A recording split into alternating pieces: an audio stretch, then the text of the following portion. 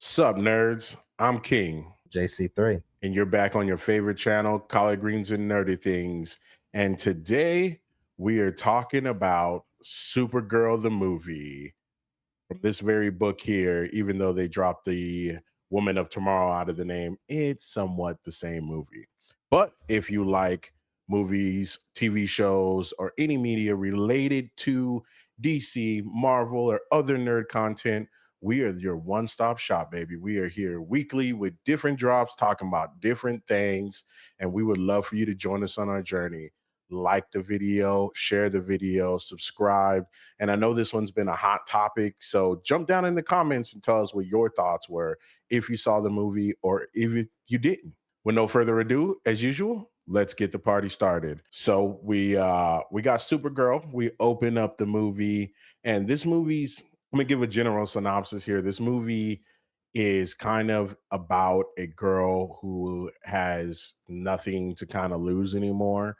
She's in a bit of a depressive state, and her birthday is coming up. And just like most of the population of Earth now, she's celebrating for a whole week, just getting drunk.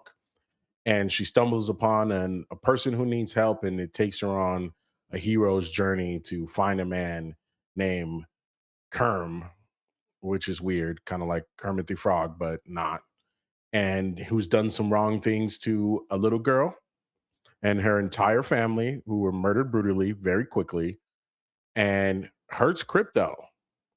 Ain't nobody hurt that little baby puppy, but this man does, and he has the antidote. So they have to fly through the universe to find this man, get the antidote, and so this young lady Ruthie can get her revenge on this man for killing her father, her mother, and her brother. So that's the quick synopsis. Let's kind of talk about what our thoughts were of the movie, and then we'll go into a little bit of other things. Jay, kick us off. What were your thoughts on the movie? The last time, it's been a while since we've had a Supergirl movie, and the last one was not good at all. Show was good as well. So I had high hopes for this movie, you'd say, and for the most part, I was decently entertained. I thought that the movie was okay, to be honest. Millie Alcock, I think she played a great Supergirl. I did enjoy her little side character, Ruthie, as well. As far as I like their dynamic together, I like how they played off of each other throughout the movie. But just in regards to Supergirl's journey, I personally I don't know if she really had much of a journey. I was personally interested more in her backstory, more than the present day. But overall, I thought the movie was decent. Right. I thought the movie, I would say if I was going to give it a word, I'd say it was good. I don't think it was a bad movie. It definitely wasn't the most spectacular thing I've ever seen. Probably not the best showing of the current James Gunn movies where we had our shows as well, Creature Commandos and what's the one with John Cena? Peacemaker. Peacemaker, and then also the Superman movie. I thought Superman was definitely better, but it was kind of a funny, lighthearted movie. As a person who's actually, some people who've been talking about this ain't read the actual book, and I have that book here. It has some similar beats, right? Some similar things have happened. The one thing that we do get out of this movie that I did personally enjoy as well as you did is the backstory. It gives you the origin story, but not forcibly. It was nice and quick in and out of the current day to the backstory of why she is so depressed and why she is the way she is. She lost her planet. She lost everyone she knew. She was sent off to Earth to help her cousin. And by the time she gets there, that boy is grown. He is a man. He doesn't need her. She's trying to find her place in the world, and in the universe, and she struggles with that. And I think that's where you get a lot of her depression from. So overall, I enjoyed it. It was a good movie. Now, I would say if it's a movie you haven't seen yet, you could definitely wait till this goes to streamers. You don't have to go out and necessarily spend your money.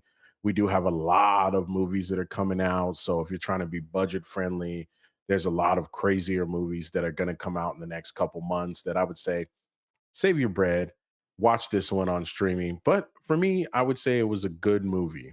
What was some of your favorite parts?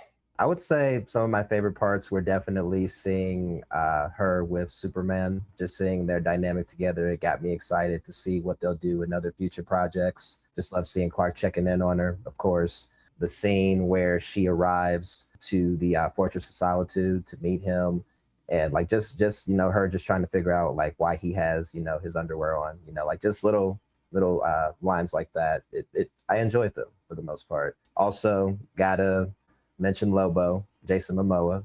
He made an appearance in this movie as well, a couple of appearances actually. You could just tell he was born to play Lobo. You just know the behind the scenes story between him and James Gunn. While he's been trying to get Lobo this whole time, so he finally has the role, and he's perfect for it, man. He looks great on that bike. Looks good in that makeup. Can't really classify him as a hero, maybe an anti-hero. I know he's mostly a villain in the comics as well. I think that he played a good role in the movie, despite the fact that if you think about it, he probably didn't even have to be in the movie because of the story. But I still enjoyed him in it. Lobo was one of my favorite parts. I think Jason Momoa did do a good job, and like you mentioned, he was born for the role, right?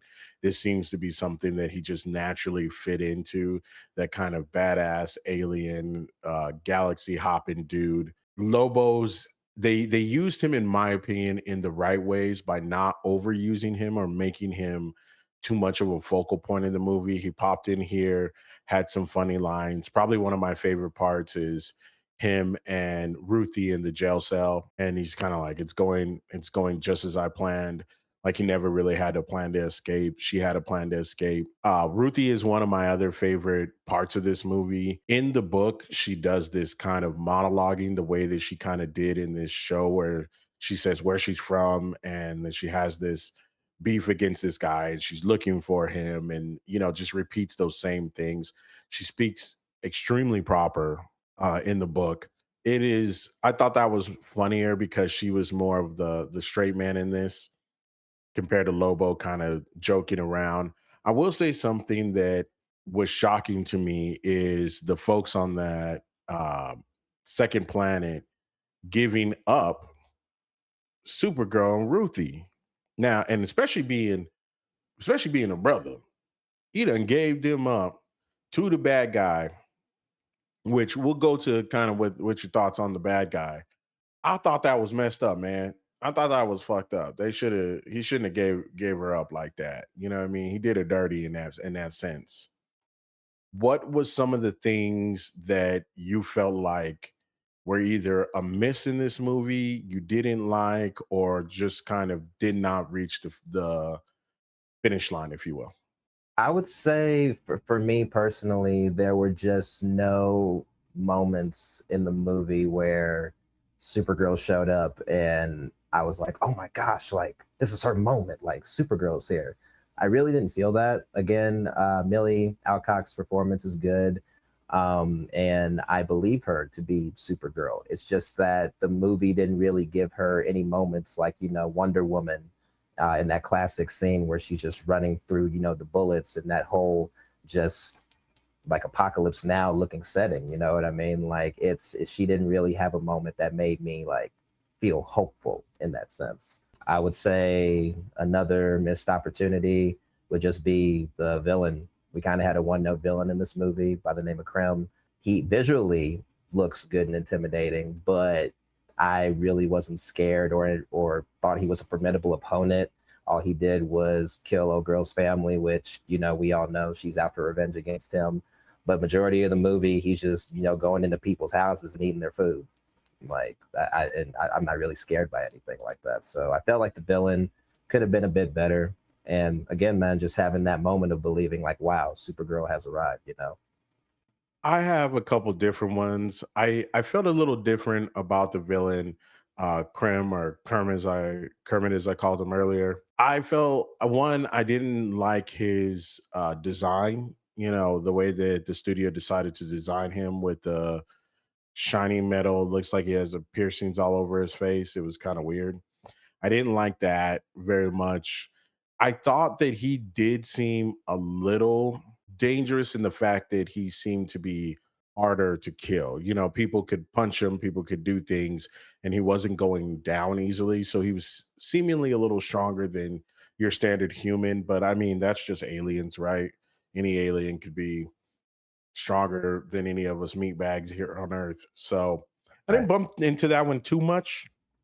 My biggest things, which we talked a little bit about off camera, was why are we in space and presumably so far away from this galaxy, yet everyone speaks clear English? And they kind of gave it a little bit of explainer, but not a great one in my opinion. They just kind of said, "Hey, do you speak common tongue, like as if English is the common language throughout the galaxy, like English is the dominant language on this planet." I don't know how exactly I felt about that. I felt like they could have gave us a little more of the Star Warsian situation where it was subtitled and only a few people understood what those characters were saying and having their own distinct languages. That bothered me. And then, as we were talking about, there was a scene right before they got set up where they were in this bar tavern, and there's a lounge singer. Cool idea, but the lounge singer is singing, I think, 80s, 90s pop from Earth. And the first thing that pops into my head that kind of took me out of it was, how would she know that song? And even if they were going to use that song or use that idea, I wish that she would have spoke in another language. Shows like House of the Dragon or Game of Thrones have these really evolved languages from Dothraki to High Valyrian and these other things. We could have created a language in which the universe spoke, which had to be either translated to us or gave some of the characters, a way to say, hey, this is how it's done. Even if it was an earpiece or it was a something, I felt like that was a little bit of a miss for me that I didn't really enjoy a lot. Speaking of missed opportunities, real quick, you mentioned the music. I gotta mention, to me, the needle drops in this movie sucked. Like, especially with the third act. I like Jimmy Eats World, man, but like there are just certain songs that just don't go right when your hero is about to like whoop ass, and it just didn't work for me, man. And again, what you're saying on them knowing the Earth language, the English language, and again, like you said, missed opportunity. We could have had like she mentions that she's seen a Green Lantern pop by here and there, like from Earth, like that would have explained things. Also, would have set us up for the future show coming up, but just missed opportunities, man. I agree with you. I definitely feels like there was some definite missed opportunities. And for James Gunn to be the guy who tends to think of the music score before he starts to shoot or film the movies, I did feel like the music score in this one was lackluster and compared to the other films and TV shows that he's done in the past. This one was a little lackluster. And I mean, if they were gonna do Jimmy's World, I didn't like the cover that they chose. It was kind of a little awkward for your battle scene for it to be kind of soothing. It needed to be a little different. So I wasn't super happy about that one. Let's get to kind of our final thoughts, and we're gonna just get on out of here. This is going to be a short one today, guys. This movie was great, but there wasn't a whole lot of craziness to talk about. And if there's other things you want us to talk about, you can go down in the comments and say, hey, we want to discuss more of this, make a video, and we sure will. But I'm going to jump off and then we're going to let Jay do his thing as he always does here on this channel. I Appreciate you, thought, man. of course, dog. Of Yes, sir. course, big dog. Thank you. You know, I thought this movie was good, but to me, a good is mid. You know what I mean? Like, it's a good movie. It wasn't extraordinary. I don't think that this rises to Superman's quality, Creature Commandos, or even any of the other stuff. But I understood what they were trying to do. They're trying to set this movie up and set the pace for what will happen next. I'm hoping that this will allow us to lead into something bigger for Man of Tomorrow with Superman. We know Kara will be in that movie, and we know she will play a bit of a significant role in that. So maybe if this was the setup to getting her to that point and getting the audience to kind of know who she is, who are not diehard fans, I think that might have been a decent choice. I don't think it was gangbusters, but I definitely think that if you're a DC fan or a nerd fan, you should check it out. You should watch it, formulate your own opinion, and then come back and comment so we can know what your opinion was too. But overall, I give it a I give it a 7, maybe a 6, 6.5. It's somewhere hovering in that. It's a little bit above average. It's not a fantastic movie, but it's nothing, oh my God, we're gonna rave about, or that I'm gonna go watch again in theaters. So that's my opinion. Yeah, and that's kind of unfortunate, King, because again, we're building a universe here, so we want to be excited or just overjoyed at all our heroes. But not everything's perfect. It is what it is. Personally, for me, this movie had some hits. It had some misses. I appreciate and respect the change of her backstory, her origin, with her staying on the planet after Krypton had blown up, and then the kryptonite being created from that, killing the rest of her family. I feel like that makes her story deeper. I appreciate that. The ending of the movie with her killing Krim, which is kind of contradictory to what she's supposed to be and what she was trying to teach Ruthie. That can be kind of questionable to me. I get it, and it can come up, and it's an interesting conversation to have when it comes to her and Superman being she's killed, he doesn't. So again, excited to see what they do in future projects. This one was just decent to me. Like King, I'll give it a 6 out of 10. But hey, tell us what you guys thought. Thank you for looking at the video. Please like, share, subscribe, and as always, stay super and stay nerdy, my friends.